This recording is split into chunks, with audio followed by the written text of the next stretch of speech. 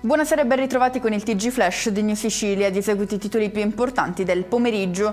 Il vice premier Matteo Salvini in visita nel Messinese per verificare i danni provocati dal maltempo. Insieme a lui anche il presidente Schifani, che ha precisato come non sia necessario intaccare le somme destinate al ponte sullo Stretto per il semplice motivo, ha spiegato, che siamo in grado di risolvere questa emergenza con risorse nostre.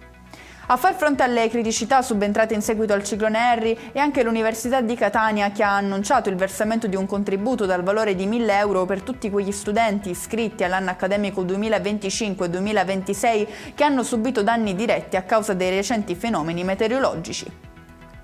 Ci spostiamo a Vittoria, in provincia di Ragusa, per il caso di una neonata morta improvvisamente tra le braccia della madre che la stava allattando. Vani i soccorsi.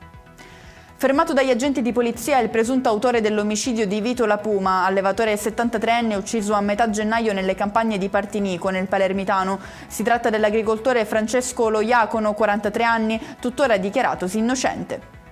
In chiusura le previsioni meteo per domani: il maltempo non molla la presa, con una giornata caratterizzata da un graduale aumento delle piogge, diramata un'allerta gialla sull'intera regione. E con questo è tutto, prossimo appuntamento domani alle 13:30, grazie per averci seguito, buon proseguimento di serata.